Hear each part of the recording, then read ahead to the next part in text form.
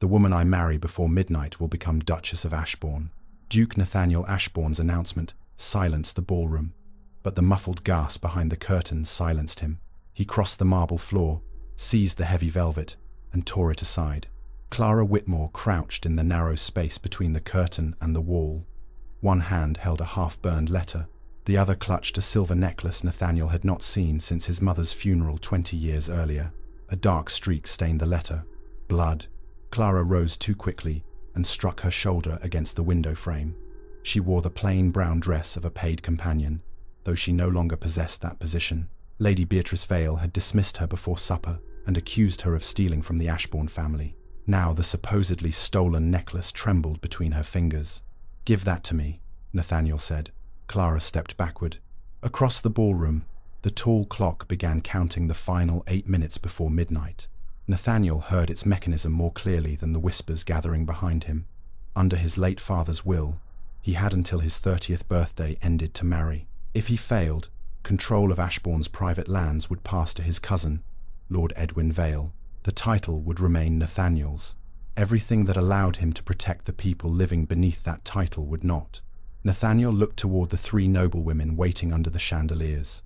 Each had arrived with wealthy relations, flawless manners, and carefully negotiated expectations. Then he looked at Clara. She was the only person in the room watching Edwin instead of him. Edwin stood beside the clock, smiling, as though the approaching midnight already belonged to him. Nathaniel held out his hand. "Marry me before the clock strikes 12. Clara stared at him. Several guests laughed, believing it a cruel joke. The laughter died when Nathaniel removed the ducal signet ring from his finger and placed it on his open palm. "I am serious." "You dismissed every suitable woman in this room," Clara whispered. "I refused 3 alliances designed by men who expect to govern through my wife. You are not connected to any of them. You know nothing about me. I know you possess my mother's necklace. I know there is blood on that letter, and I know Edwin frightens you." Clara's face lost its remaining color. Only Nathaniel noticed her thumb covering a line of writing on the burned page. He lowered his voice.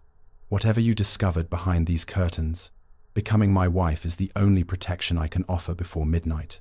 Clara glanced toward the doors. 2 footmen closed them at Edwin's signal. The metal bolts slid into place. Nathaniel's jaw tightened. He had appointed Edwin to supervise the household only 3 months earlier, dismissing Clara's warnings that loyal servants were being replaced. He had called her suspicions improper. Edwin had thanked him for his trust.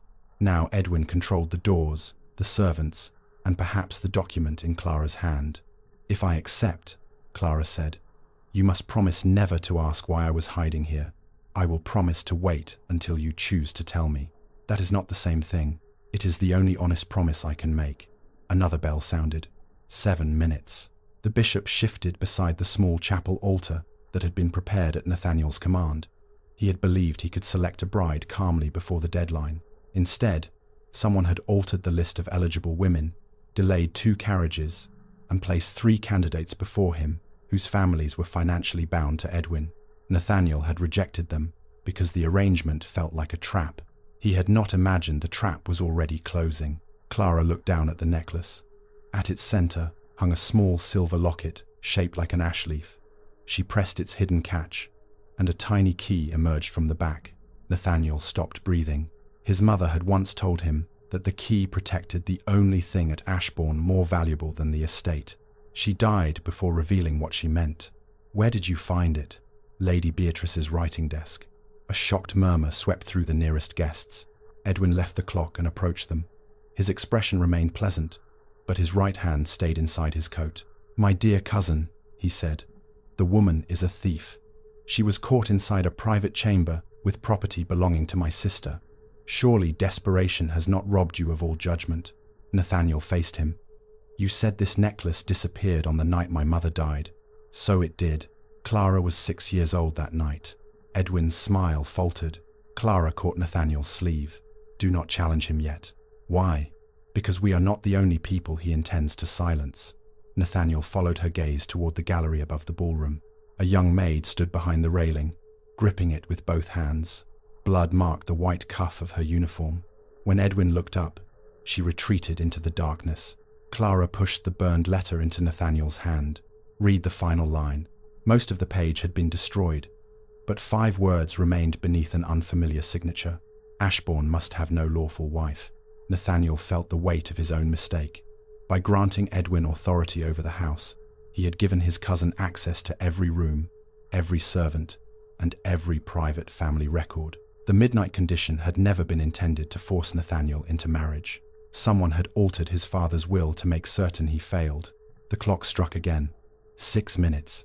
Nathaniel turned toward the bishop and offered Clara his hand once more. "If you marry me, I cannot promise you safety." Clara looked at the locked doors, the frightened maid above them, and Edwin's hand concealed inside his coat. "No," she said, "but I may remain alive long enough to prove who killed the man whose blood is on that letter." Nathaniel closed his fingers around hers. "Begin the ceremony." Edwin moved instantly. "No marriage performed tonight will be lawful." The bishop opened his prayer book. "On what grounds do you make that claim?" Edwin slowly withdrew his hand from his coat. He was not holding a pistol. He was holding a second marriage certificate, already bearing Nathaniel's signature. And on the line reserved for the bride was the name of a woman who had been dead for 3 years. The name written on the certificate was Eleanor Harrow.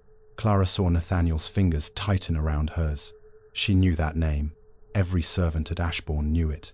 Eleanor had been the daughter of a neighbouring earl, and the woman Nathaniel was once expected to marry. 3 years earlier, she had died after her carriage overturned on the northern road, only 1 week before their wedding. Edwin raised the document so the entire ballroom could see it. This certificate proves Nathaniel and Lady Eleanor were secretly married 2 days before her death. Until the validity of that marriage is examined, he cannot lawfully marry another woman. The bishop closed his prayer book. Nathaniel released Clara's hand and crossed the floor. "I never married Eleanor. Your signature says otherwise." "My signature has been forged." "Then you may explain that to an ecclesiastical court," Edwin replied. "Unfortunately, such an explanation cannot be obtained within the next 5 minutes." The clock sounded again. Nathaniel tore the certificate from Edwin's hand. The handwriting resembled his own. The date was plausible. 2 witnesses had added their signatures beneath it, and both men were now dead. Even the church seal appeared genuine. Clara moved beside him. "May I see it?" Edwin laughed softly. "A dismissed companion is hardly qualified to judge a marriage record. My father taught me to copy household documents before illness took his sight," Clara said. "For 6 years, I prepared the estate inventories you presented as your own." A murmur passed through the servants. Edwin's smile hardened. Nathaniel looked sharply at Clara. He had praised Edwin's clear accounts more than once. He had never asked whose hand had produced them. Another choice he had made without examining the truth. He gave her the certificate. Clara carried it toward the nearest candelabrum. She did not waste time studying the handwriting. A skilled forger expected people to look at signatures. Instead, she touched the paper. The lower edge was smooth. The upper edge bore faint parallel grooves. She lifted it toward the candlelight. "Your Grace, when was this chapel seal replaced?" "Last winter," Nathaniel answered. "And Lady Eleanor died 3 years ago?" "Yes." Clara pointed to the circular impression beneath the witnesses' names. "This certificate bears the new seal." The bishop hurried forward and examined it. His eyes widened. "She is correct. The old seal contained a cross above the ash tree. This one bears the ducal coronet." The room erupted. Edwin did not retreat. "A clerk may have applied the seal when the record was copied. Then it is not the original certificate," Clara replied. "And a copy cannot prevent this ceremony unless the original record can be produced." Nathaniel turned to the bishop. "Can you proceed?" The bishop looked toward the clock. 4 minutes remained. "If both parties consent and no lawful impediment has been established." "Yes." Edwin's composure finally broke. "You would marry a thief on the opinion of a servant?" Nathaniel stepped between him and Clara. "I would marry the woman who discovered in 30 seconds what I failed to question for 3 months." The words struck Clara harder than she expected. He had not apologized. There was no time for one. But he had acknowledged his failure before every person in the ballroom. It was more than he had done when Lady Beatrice accused her. That afternoon, Nathaniel had stood beside the library door, while Beatrice displayed an empty jewel case and demanded Clara's dismissal. Clara had asked him to search the desk, question the servants, or examine the lock. Nathaniel had chosen order over truth. You will leave the house before sunset, he had told her. Clara still felt the humiliation of carrying her small case through the servants' corridor while the household watched. She had returned only because the young maid from the gallery had slipped a message beneath her rented room. If you want to know why Lady Beatrice accused you, come behind the ballroom curtains before 11. Now Nathaniel offered his hand again. Clara did not take it. Before I agree, I require 3 promises. Edwin glanced toward the clock. She is wasting your final minutes. Nathaniel ignored him. Name them. My dismissal will be publicly withdrawn. No servant will be punished for speaking to me. And from this moment onward, Lord Edwin will issue no order in this house without my knowledge. Edwin's face darkened. You have no authority to demand that. If she becomes my wife, she will have authority over this household, Nathaniel said. Then give me your word, Clara insisted. Nathaniel understood what she was doing. Marriage would protect her only if he refused to repeat the mistake that had placed Edwin above every honest voice in Ashbourne. You have it. Clara placed her hand in his. Then I consent. The bishop returned to the altar and opened his book. Nathaniel and Clara stood before him while the guests formed an uneven half-circle. Edwin remained beside the clock, his face unnaturally calm again. The ceremony began. Nathaniel answered first. I will. The clock released the mechanism for the final minute. The bishop turned to Clara. Before she could speak, a cry came from the gallery. The young maid stumbled against the railing. A man's hand appeared from the shadows and pulled her backward. Clara broke away from the altar. She has the original record. Edwin seized Nathaniel's arm. If you leave before the vows are completed, Ashbourne becomes mine. Nathaniel looked toward the gallery, then toward the clock. For one terrible second, Clara saw the same calculation in his face that had condemned her that afternoon. Property against a powerless woman. Inheritance against truth. Then Nathaniel tore his arm from Edwin's grasp. Stop the clock if you can, he told the bishop. He ran toward the stairs. Clara lifted her skirt and followed him. Behind them, the first stroke of midnight shook the ballroom. The first stroke rolled through the ballroom as Nathaniel reached the gallery stairs. Clara followed close behind him, one hand gripping the banister. Above them, the young maid kicked against the man, dragging her toward the servants' passage. Nathaniel cleared the final steps and struck the attacker across the jaw. The man released the girl and crashed against the wall. His cap fell away, revealing one of the footmen Edwin had hired after receiving authority over the household. The maid collapsed into Clara's arms. Lucy, where is the original record? The girl could barely breathe. He took it. She pointed toward the footman. Nathaniel pinned the man against the paneling. Give it to me. The footman's fear lasted only a moment. Then the second midnight stroke sounded, and he smiled through his split lip. Too late, Your Grace. Below them, Edwin's voice rose above the frightened guests. The deadline has passed. Ashbourne is mine. Nathaniel looked toward the ballroom clock. The great black hands stood together at 12. For the first time that night, defeat appeared in his face. Clara felt Lucy clutch her sleeve. It was not midnight when he attacked me, the maid whispered. I heard the village bell only a moment ago. Clara went still. Ashbourne's ballroom clock had always run with the village church. She knew because, during the years she copied Edwin's inventories, she had recorded the clockmaker's quarterly payments. The mechanism had been adjusted only 3 days earlier. She ran back toward the gallery rail and listened. The ballroom clock delivered its third stroke. Far beyond the windows, the church bell remained silent. Your Grace, Clara called. The clock is fast. Edwin looked up. Only then did Clara see alarm replace triumph in his eyes. Nathaniel released the footman and descended the stairs with Lucy and Clara behind him. Prove it, Edwin demanded. Clara crossed to the clock and opened the narrow wooden door beneath its face. The brass pendulum swung wildly, shortened by a small silver clip attached near its center. She recognized the clip. It had been removed from Lady Beatrice's writing desk along with the necklace. The shorter the pendulum, the faster the clock, Clara said. Someone altered it to make midnight arrive before the church bell. One of the older servants stepped forward.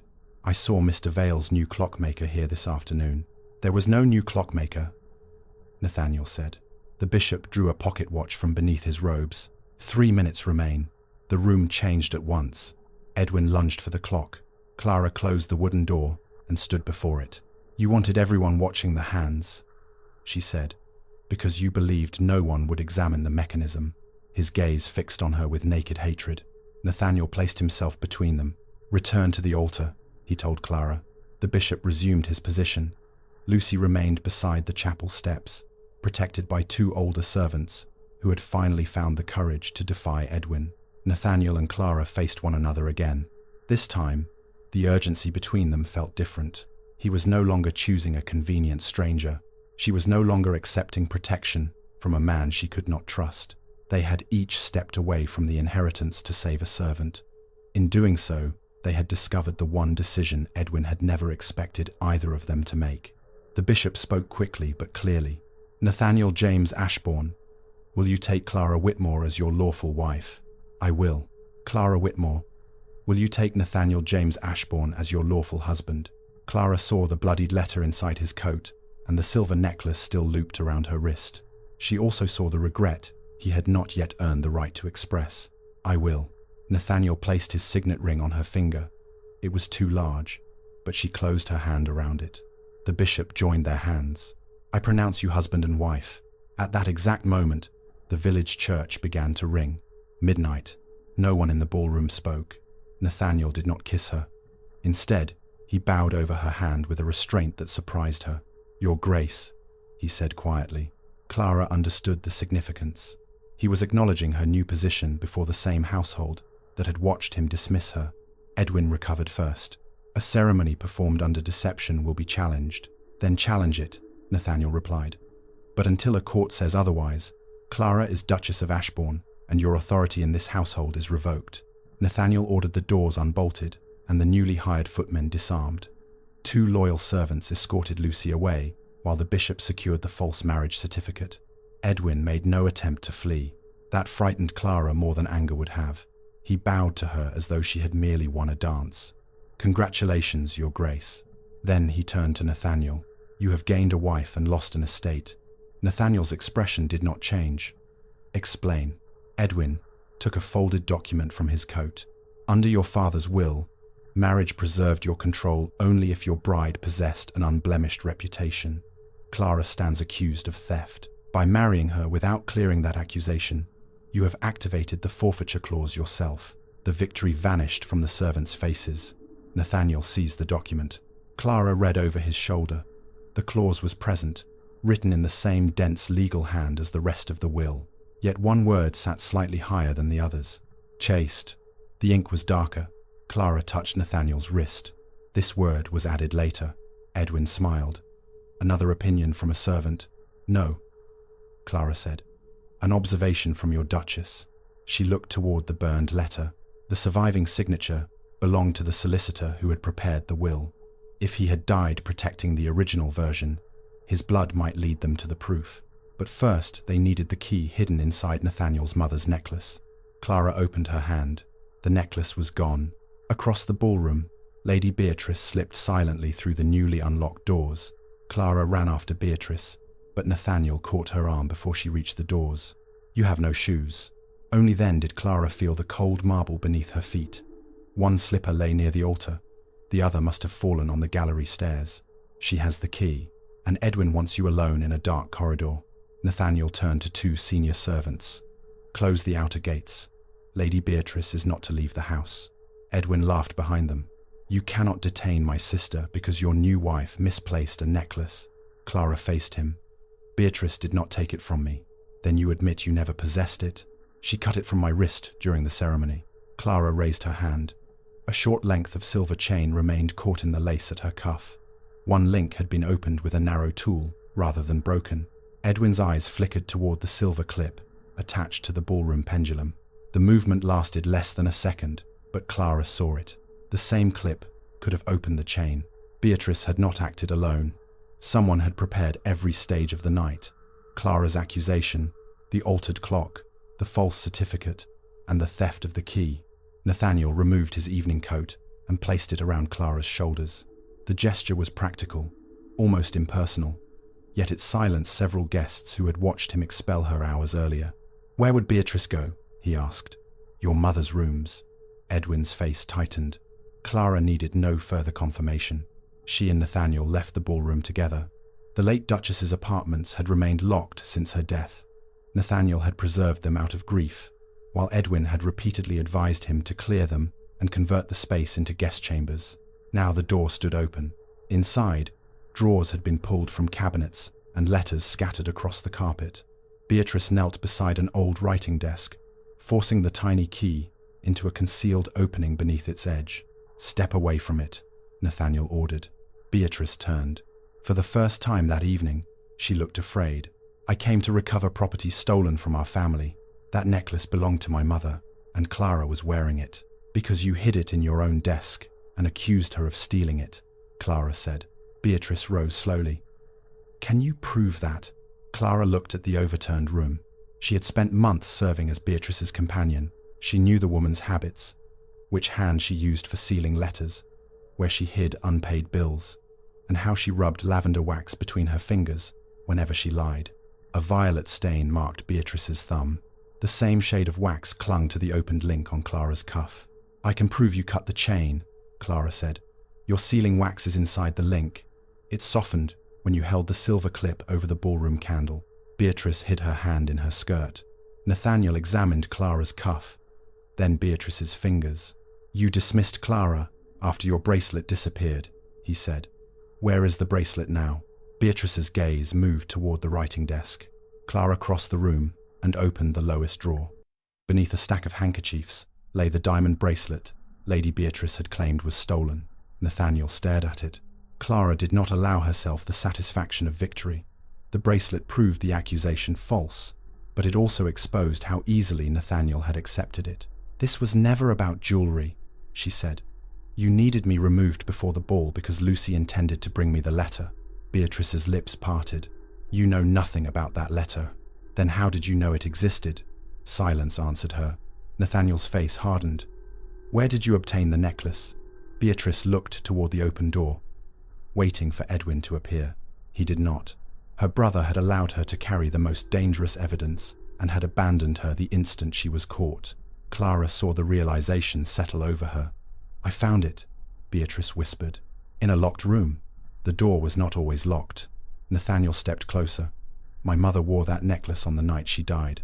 Beatrice's fear deepened. Clara turned back to the desk. The key was still lodged beneath its edge.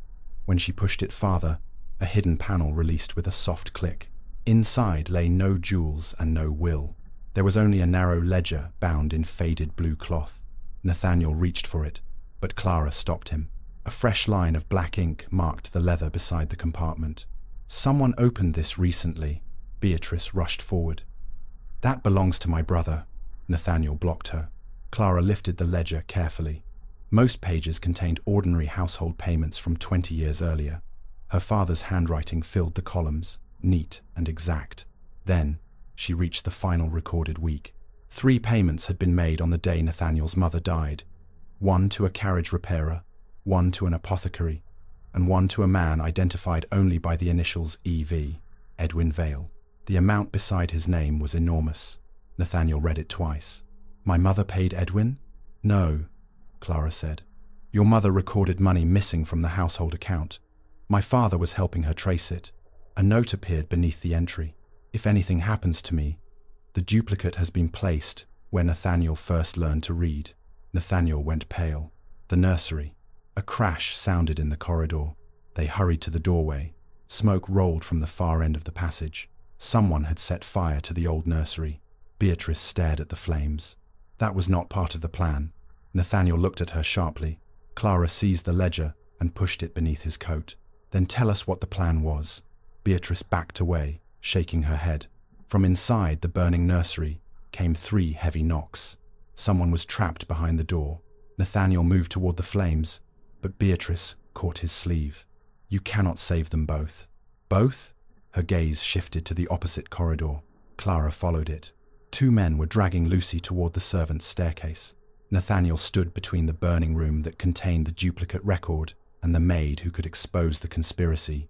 This time, Clara would see which truth he chose to protect. Nathaniel chose Lucy. He did not hesitate. He ran toward the 2 men, dragging her down the servants' staircase, leaving the burning nursery and whatever proof it contained behind him. Clara watched him strike the first man against the wall and tear Lucy from the second man's grip. Nathaniel had chosen a powerless servant over the document that could preserve his fortune.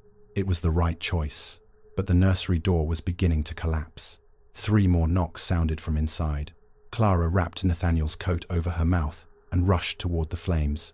"Clara!" Nathaniel shouted. Beatrice caught Clara before she reached the door. "There is another entrance through the schoolroom." They ran together. Smoke filled the adjoining passage.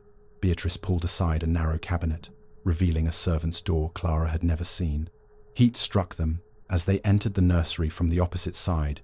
An elderly clerk lay beneath a fallen beam. Clara recognized him as the man who had maintained the family records until Edwin dismissed him 3 months earlier.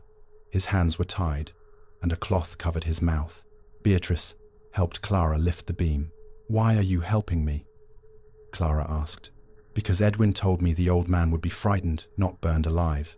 Together, they dragged the clerk through the servant's door seconds before the ceiling collapsed. Nathaniel met them in the schoolroom.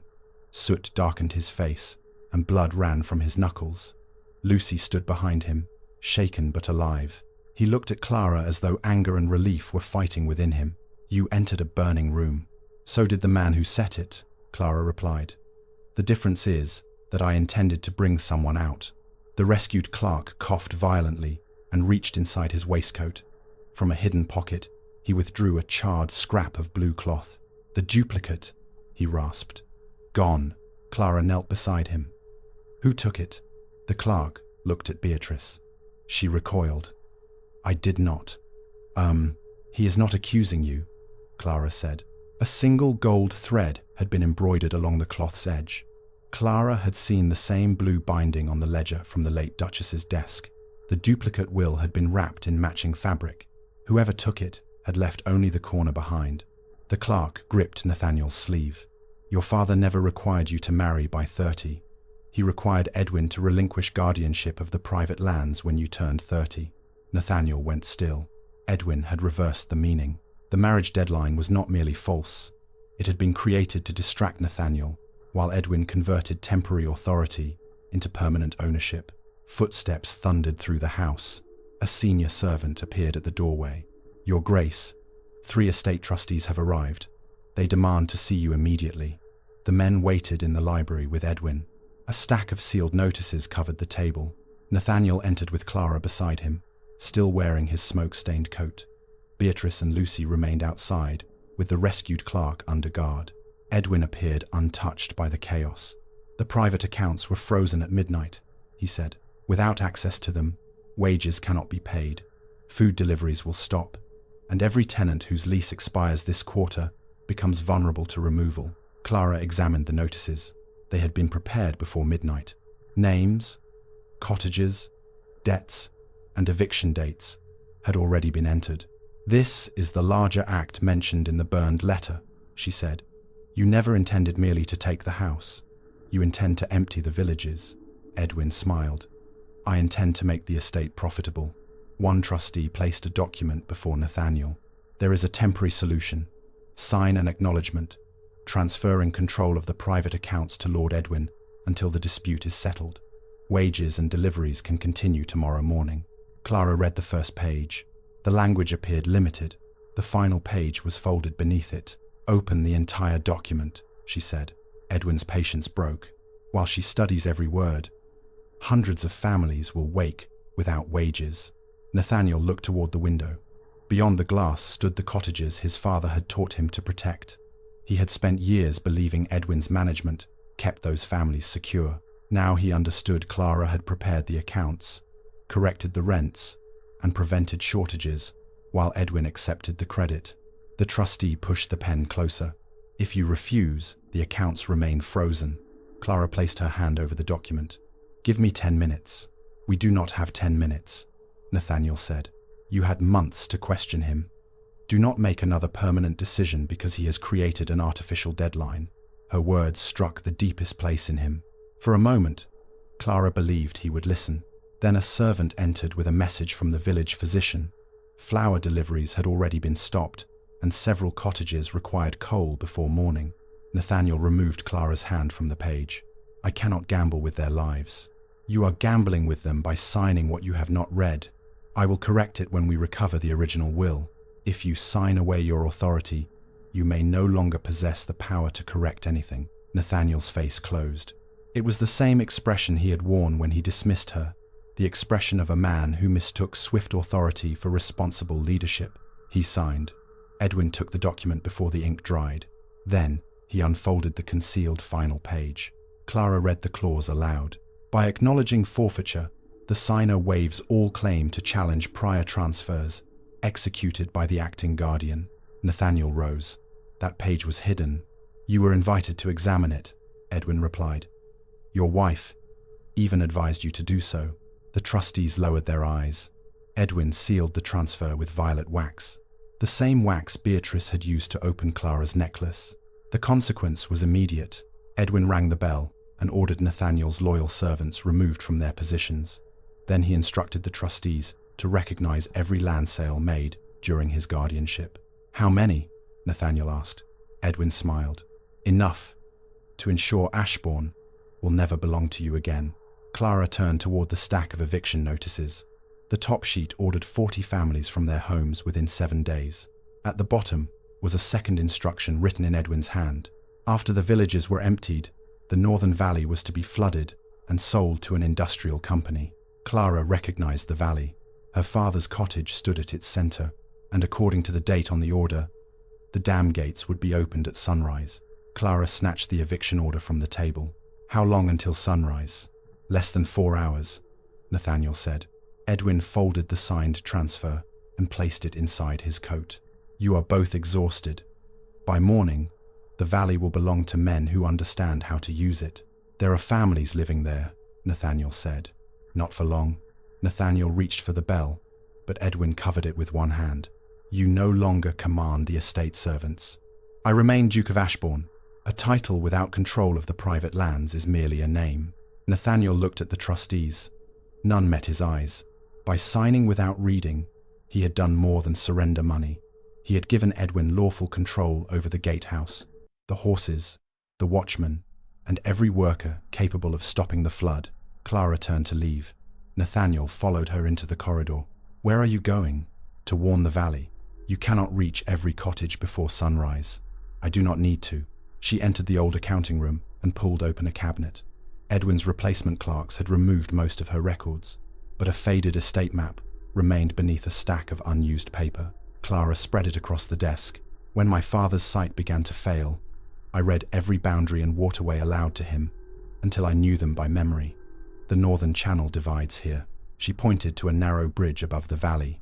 "If we ring the mill bell, the sound will carry to all 40 cottages. The families know it as the flood warning." Nathaniel studied the map. "The mill is 2 miles from the main road, and Edwin controls the road. There is another route through the western field. It floods after heavy rain. It has not rained." Clara looked at the ink beside the channel. "No, but someone opened the upper sluice yesterday." A small mark had been entered beside the water level. It was the same symbol she had used in older inventories to record emergency drainage. Edwin had already filled the channel. The dam gates at sunrise would not begin the flood. They would release water he had been storing for days. Nathaniel reached for the map. Clara held it away from him. "You will not lead this." His expression sharpened. "Those are my tenants. They were your responsibility when I asked you to read the document. I made a choice to keep their wages. You made the choice Edwin prepared for you." Nathaniel fell silent. Clara's voice lowered. "You believed urgency excused distrust. It did not. I will save the families because they deserve protection, not because doing so will restore your estate." Pain crossed his face, but he did not argue. "What do you require from me?" "Your fastest horse, if Edwin has not taken it. 2 lanterns, rope, and no orders." Nathaniel nodded. "You shall have them." The stable doors had been chained under Edwin's new authority. Nathaniel broke the lock with an iron bar. Clara selected 2 horses, while Lucy gathered lanterns and blankets. The rescued clerk was too weak to ride, but he gave Clara one final warning. "Edwin does not need the whole valley flooded, only the Whitmore cottage." "My father's cottage." The original account books were hidden there after the late Duchess discovered the missing money. Clara understood.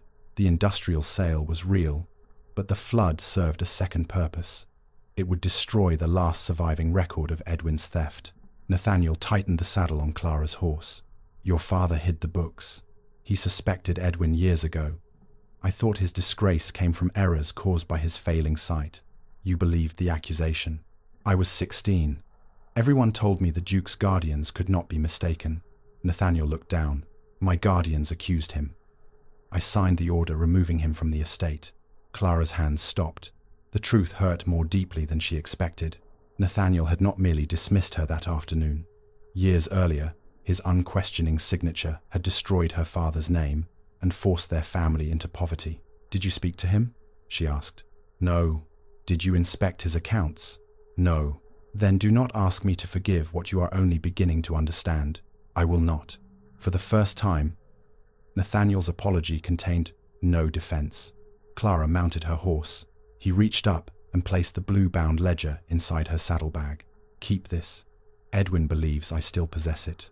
You are making yourself the target. I signed away the power to protect the valley. I can at least draw his men away from the person who still can." Clara met his gaze. Their marriage was only hours old, created by necessity and surrounded by deception. Yet in that moment she saw the man Nathaniel might have become if authority had not taught him to mistake obedience for loyalty. She pulled the hood over her hair. "Meet me at the mill." Then she rode into the darkness with Lucy beside her. The western field was already covered in shallow water. Their horses struggled through the mud. Twice Clara nearly lost her seat, but Lucy kept the lantern raised and followed the old stone markers toward the mill. Behind them, hoofbeats sounded. 3 riders appeared on the ridge. Edwin's men. Clara urged her horse forward. The mill emerged beyond the trees, its great wheel motionless in the swollen channel. Clara dismounted and ran to the bell rope. It had been cut. The missing length lay in the water below. Lucy looked toward the approaching riders. "We cannot ring it." Clara examined the wheel, the bell, and the chain connecting them. Her father had once shown her how the mill's turning mechanism could sound the bell when water rose too high. Edwin's men had cut the rope, but they had not removed the old warning chain. "We do not need the rope." She climbed onto the wooden platform and released the wheel brake. Water struck the paddles. The wheel groaned, turned once, and pulled the warning chain tight. The bell rang across the valley. One cottage lit a lantern, then another. Within seconds, lights appeared along the hillside as families woke and began moving toward higher ground. The riders reached the mill. Clara stood before the bell, while Lucy carried the estate map and ledger toward the trees. The first man dismounted. "Lord Edwin orders you to stop. Lord Edwin has no authority over me. He controls this land." Clara looked toward the growing line of villagers climbing the hill. "But he no longer controls the people." The man drew a pistol. Before he could raise it, Nathaniel rode from the darkness and struck him from the saddle. The other riders turned on the Duke. Nathaniel fought them without calling for Clara to stay, hide, or obey.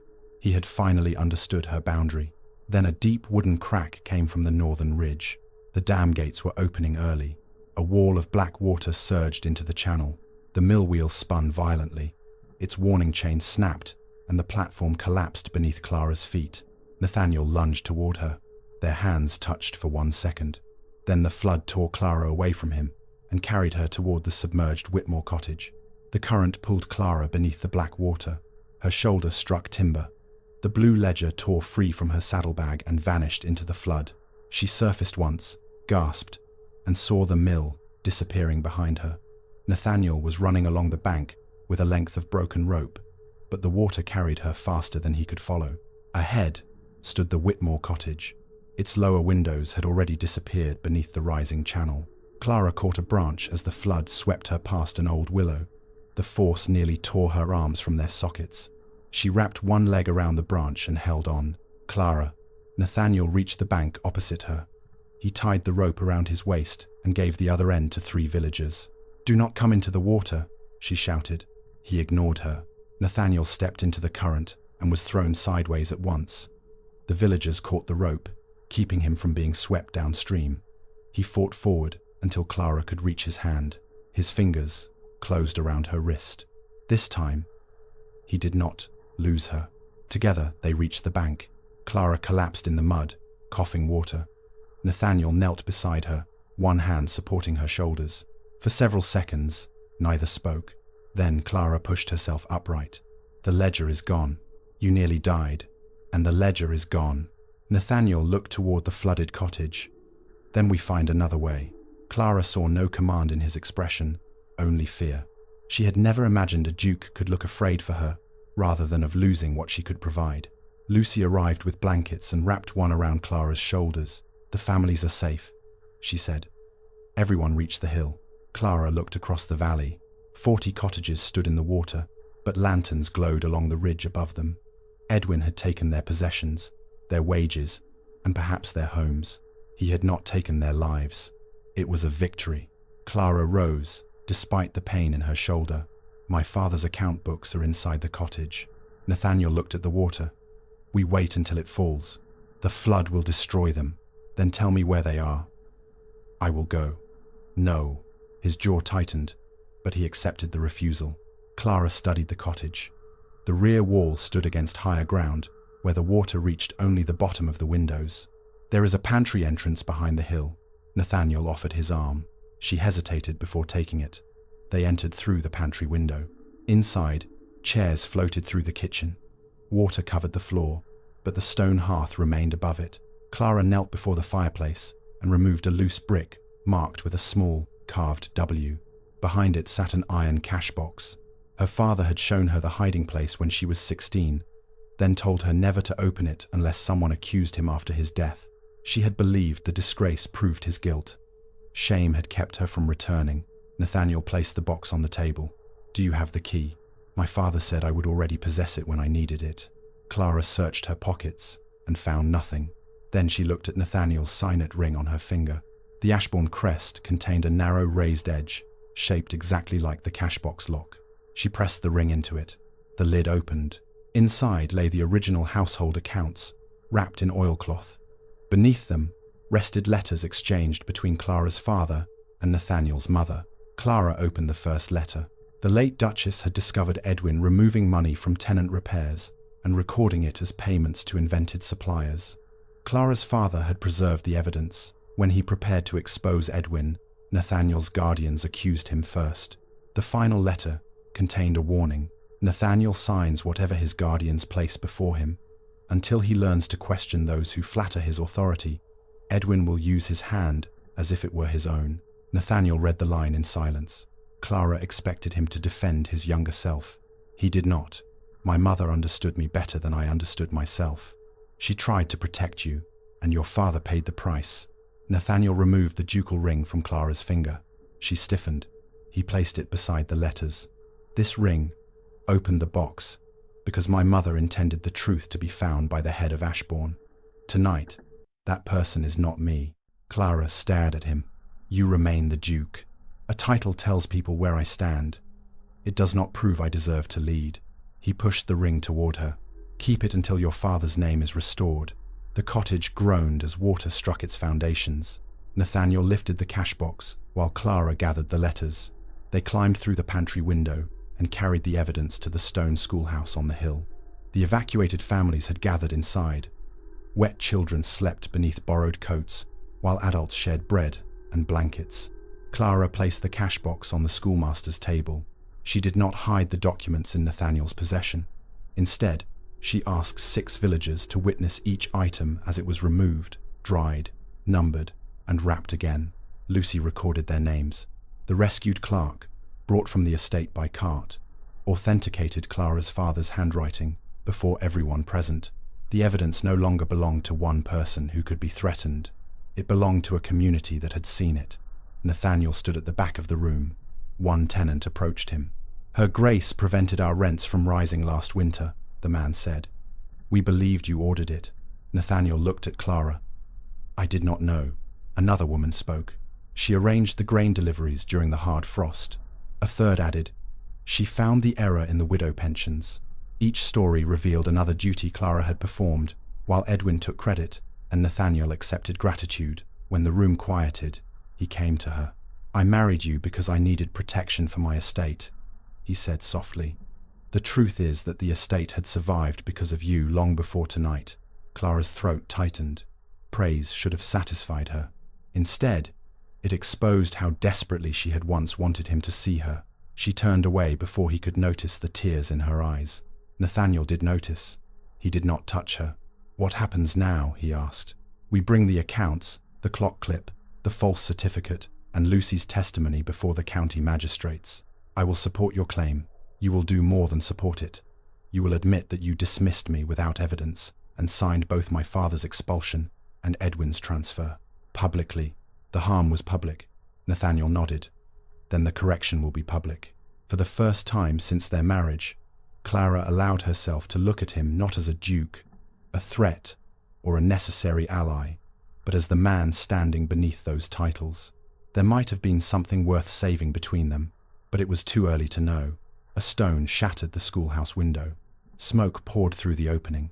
Outside, riders surrounded the building with torches. Edwin sat at their center. "Bring me the cash box," he called, "or I will burn the schoolhouse with every family inside."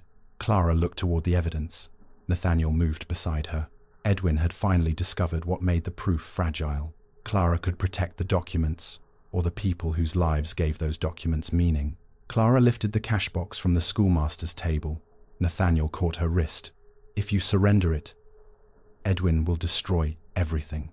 If I do not, he will burn the schoolhouse. There may be another exit. 30 children cannot crawl through a window before those torches reach the roof."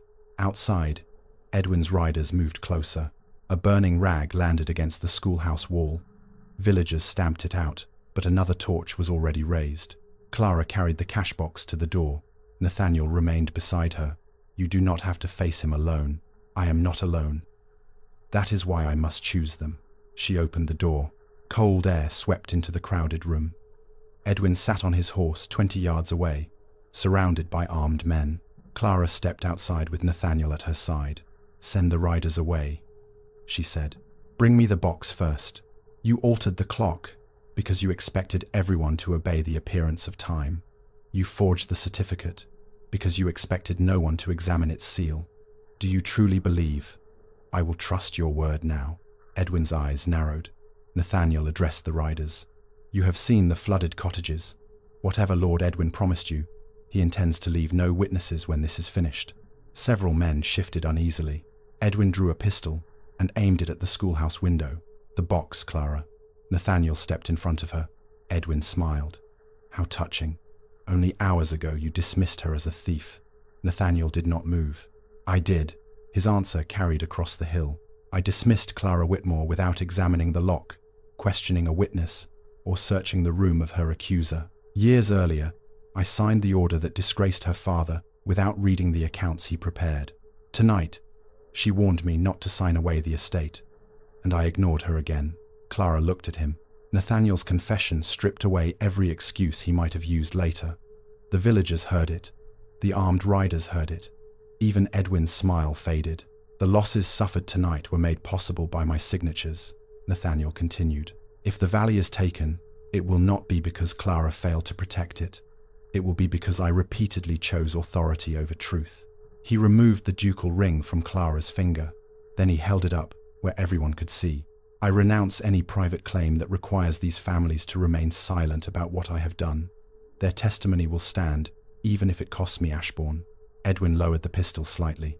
"You would sacrifice the estate for peasants." "No," Nathaniel said. "I would sacrifice my ownership because I failed them as its guardian." It was a costly truth, but truth alone could not remove the riders. Clara took the cash box from Nathaniel's hands and walked forward. "Let the families leave." Edwin motioned toward the road. The riders opened a narrow passage. One by one, the villagers came out of the schoolhouse. Parents carried sleeping children. Lucy supported the elderly clerk. 6 witnesses who had examined the account books passed Edwin without lowering their eyes. Nathaniel waited until the final child reached the road. Then Clara placed the cash box in the mud. Edwin dismounted and opened it. The oilcloth packages lay exactly where she had placed them. He poured lamp oil over the papers. Nathaniel moved, but Clara stopped him. Edwin dropped a torch. Flames consumed the letters, the account books, and the written proof of her father's innocence. Clara forced herself to watch. Edwin wanted tears, anger, or a desperate attempt to save the documents. She gave him none. When the final page curled into ash, he turned toward his riders. "Arrest her." A uniformed officer stepped from behind the horses. Clara recognized one of the county magistrate's men. Edwin had prepared more than a fire. He handed the officer a warrant, accusing Clara of forging the accounts, stealing the late Duchess's necklace, manipulating the Duke into marriage, and inciting tenants to resist lawful eviction. "The original records have been destroyed," Edwin said, "but several forged copies were found in her cottage." Nathaniel seized the warrant. "This bears a time of issue from before the flood, because her conspiracy began before the flood." Edwin produced the blue ledger Clara had lost in the water. Its pages were wet but legible. Across the final sheet appeared a newly written confession in Clara's handwriting. "I altered the accounts and persuaded the Duke to marry me so I could control Ashbourne." Clara stared at it. The handwriting was nearly perfect. The magistrate's officer took her arm. Nathaniel stepped between them. "If you arrest her, you arrest me as well. The warrant names only the Duchess. Then I will give you cause." He faced the officer and repeated his confession. He had dismissed Clara without proof, signed away the estate against her warning, and allowed Edwin control of the household. The admission damaged his own position, but did not free her. The officer lowered his voice. "There will be a public estate hearing at noon. Until then, she must remain in custody." Clara allowed him to bind her hands. Nathaniel looked as though the rope were cutting into his own wrists. "I will get you out." "No," she said. "You will do exactly what I tell you." He listened. "Bring the ballroom clock, the false marriage certificate, the silver clip, and Beatrice. Do not search for another hidden document. What will you use as proof?" Clara looked at the blue ledger in Edwin's hand. The water had loosened the binding. Beneath the outer cloth, a narrow strip of pale paper had become visible. It carried part of a printer's mark.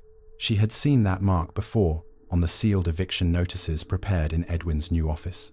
The ledger had not come from the late Duchess's desk. Edwin had replaced it before the fire. That meant the real blue ledger still existed. More importantly, he believed Clara had never examined its construction. She leaned closer to Nathaniel. "At the hearing, ask Edwin only one question. Where did my father purchase the blue ledger?" Nathaniel understood that she had found something, and if he answers, whatever he says will be a lie. Edwin approached them. Clara raised her voice so every witness could hear. "Guard the ledger carefully, Lord Edwin. By noon, it will prove which of us forged the Ashbourne records." For the first time that night, Edwin looked down at the object in his hands with uncertainty. Clara had lost the cash box, her freedom, her home, and every document she believed could save her. But Edwin had made one fatal mistake. He had preserved his forgery because he was too proud to destroy the evidence he thought would condemn her. At noon, the Ashbourne Great Hall became a court of public judgment. The county magistrates sat beneath the ducal crest. The flooded tenants filled one side of the room. Edwin's trustees occupied the other. On the central table rested the ballroom clock, the silver clip, the false marriage certificate, and the blue ledger. Clara entered with her hands bound. Nathaniel stood when he saw her. He had changed neither his smoke-stained clothes nor the bandage around his injured hand. He did not approach her because the magistrate had ordered them separated until the accusation of conspiracy was examined, but he placed the ducal ring on the empty chair beside him. Clara understood. He was not claiming authority over her. He was preserving the place she had earned. Edwin addressed the magistrates first. He presented a simple story. Clara had forged the household accounts, planted the necklace in Beatrice's desk, manipulated Lucy, and persuaded a desperate duke to marry her before midnight. When her scheme risked exposure, she incited the tenants and invented claims against Edwin. Then he opened the blue ledger to Clara's supposed confession. "This is her handwriting," he said. "His Grace can confirm it." Every face turned toward Nathaniel. Clara watched him study the page. "Yes," he said. "It resembles her hand." Edwin smiled. "But resemblance is what makes a forgery useful." A murmur passed through the hall. Nathaniel looked directly at the magistrates. "I will not repeat my previous error by calling appearance proof." One magistrate turned to Clara. "You may answer the accusations." Clara approached the table. She did not begin with the missing money or the destroyed account books.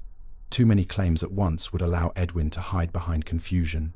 Instead, she touched the false marriage certificate. "Lord Edwin presented this document minutes before midnight. and claimed it proved Duke Nathaniel had married Lady Eleanor 3 years earlier. It bears a chapel seal, introduced only last winter. The bishop confirmed the date of the seal. Clara moved to the ballroom clock. He then relied upon this clock to declare the marriage deadline expired. The silver clip shortened its pendulum and made it run fast. An older servant testified that the clock had matched the village church before Edwin took control of the household. Clara lifted the clip. Violet wax remained inside its hinge. The same wax was found inside the opened link of the necklace stolen from my wrist during the ceremony. Beatrice sat near Edwin, pale and rigid. Clara faced her. "Lady Beatrice, did you remove the necklace?" Edwin rose. "My sister is not accused here." "No," Clara said. "She is being offered the opportunity. You denied everyone else the opportunity to speak before being condemned." Beatrice looked at her brother. Edwin's expression contained no affection, only warning. Beatrice slowly stood. "I removed it." The admission broke through the hall. Edwin seized her arm. "Sit down." She pulled away. "You told me Nathaniel had stolen the estate from our father. You said the necklace would open a box proving it. You did not tell me about the altered will, the fire, or the flood." Edwin's face turned cold. "You participated willingly." "Yes," Beatrice whispered, "and I will accept the consequence, but I will not accept yours." She described hiding the bracelet in her own drawer and accusing Clara on Edwin's instruction. She admitted using the silver clip to open the necklace and taking the key to the late Duchess's desk. The magistrates ordered her statement recorded. Clara did not treat Beatrice's confession as final proof. Beatrice could expose her own actions, but she could not prove every crime committed by her brother. Clara turned to Lucy. The maid described finding the bloodied letter and carrying it to the ballroom. She identified the footman who attacked her and confirmed Edwin had ordered the servants' doors locked before midnight. Then the rescued clerk testified that Edwin dismissed him after asking where the late Duke's original will was stored. The evidence formed one clear chain. Edwin removed those who understood the records. He isolated Clara through a false theft accusation. He altered the clock. He produced a false marriage certificate. And when Nathaniel signed away control, Edwin opened the dam gates to destroy the remaining accounts. Edwin remained composed. "You have presented frightened servants, a guilty sister, and objects that could have been altered by Clara herself. None of this disproves her written confession." He pushed the blue ledger toward the magistrates. Clara had been waiting for that moment. "Where did my father purchase this ledger?" Edwin blinked. "What? You claim it was kept by my father 20 years ago. Where did he purchase it?" Edwin recovered quickly. "From the stationer in Ashbourne village. The stationer who closed 26 years ago. Then from another shop. I cannot be expected to remember where a dead clerk bought a book. You remembered well enough to swear this was his." Edwin struck the table. "His handwriting fills the pages." "No, an imitation of his handwriting fills the pages." Clara opened the ledger near its spine.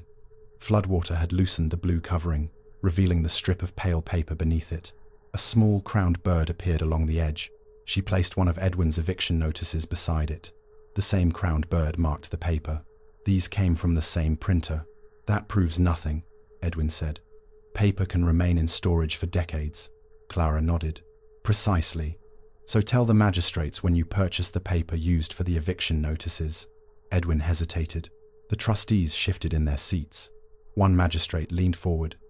"Answer her." "Last month." "And who ordered it?" "My office." Clara placed the ledger and notice together.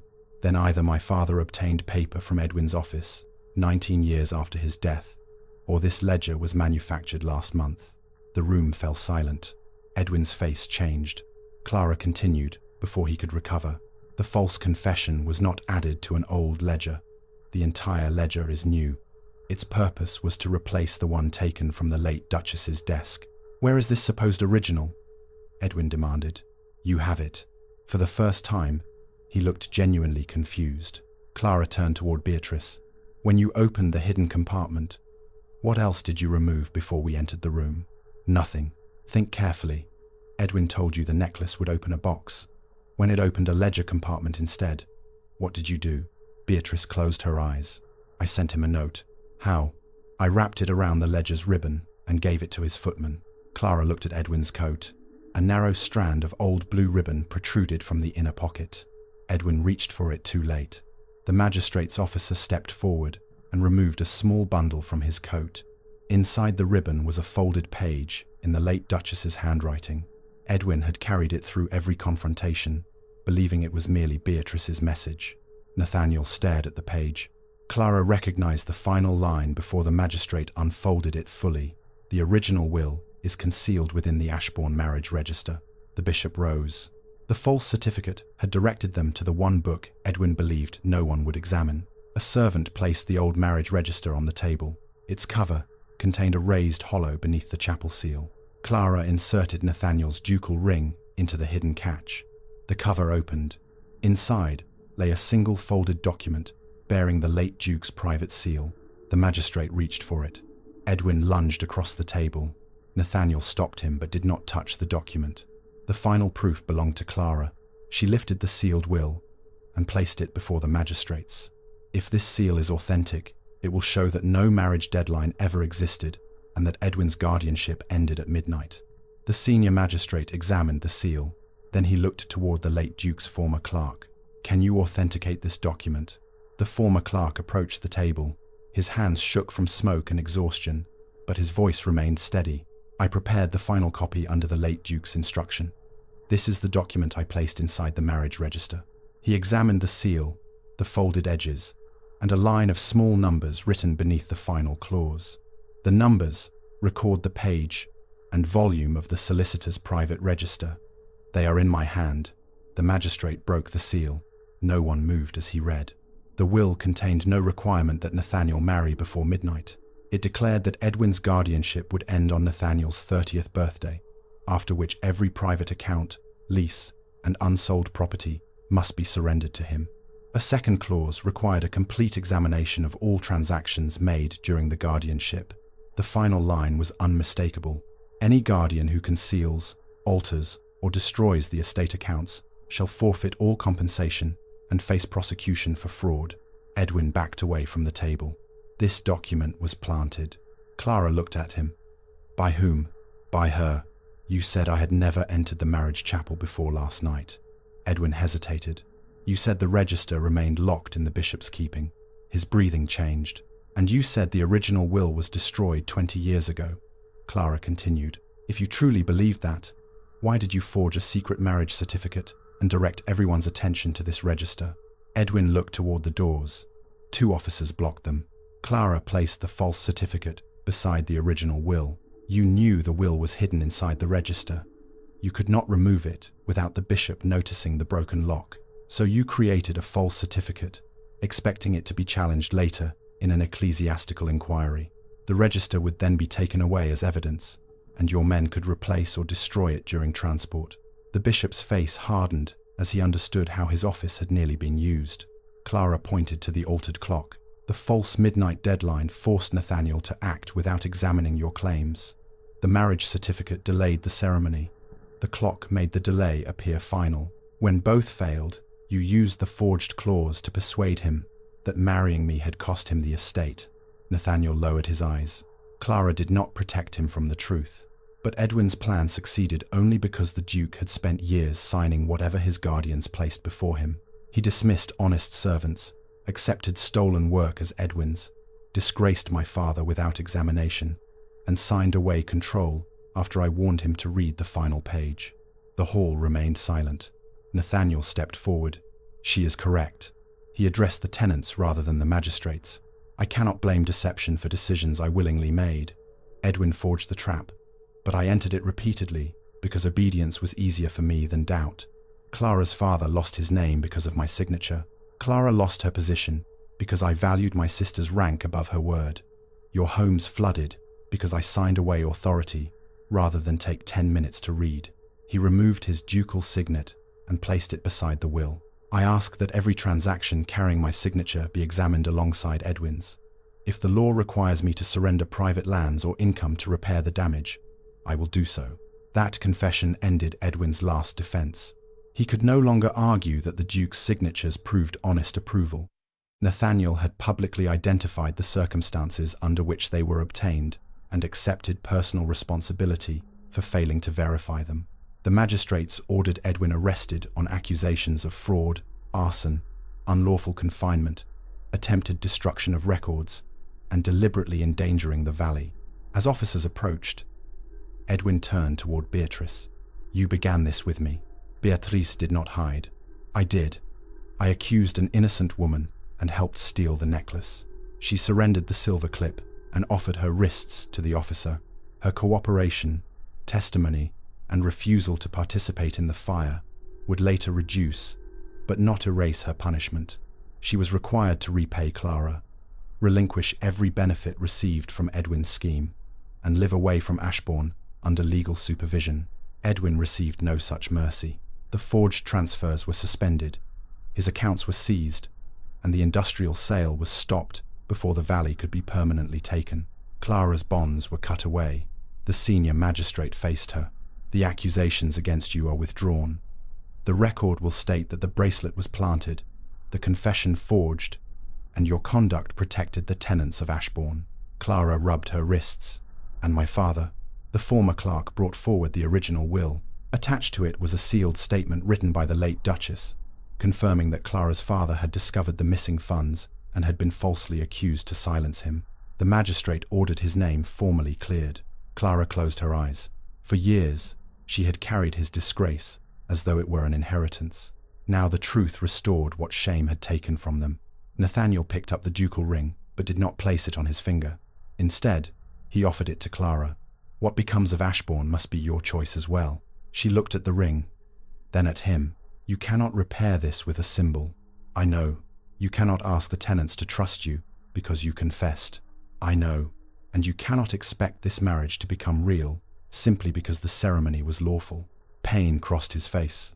"I know that too." Clara took the ring, not as forgiveness, but as security for the work ahead. Then begin with restitution. Over the following 6 months, Nathaniel did not ask Clara to forget. He restored every dismissed servant who wished to return. The flooded cottages were rebuilt at his personal expense, and the valley was placed in a protected trust that could not be sold without the tenants' consent. The profits from land recovered from Edwin were divided between repairs, unpaid wages, and compensation for families wrongfully removed during the guardianship. Nathaniel publicly credited Clara for the accounts, grain deliveries, pensions, and rent corrections she had managed in secret. Most importantly, he transferred independent control of the Whitmore cottage and a substantial settlement to Clara through trustees of her choosing. Her security no longer depended upon remaining his wife.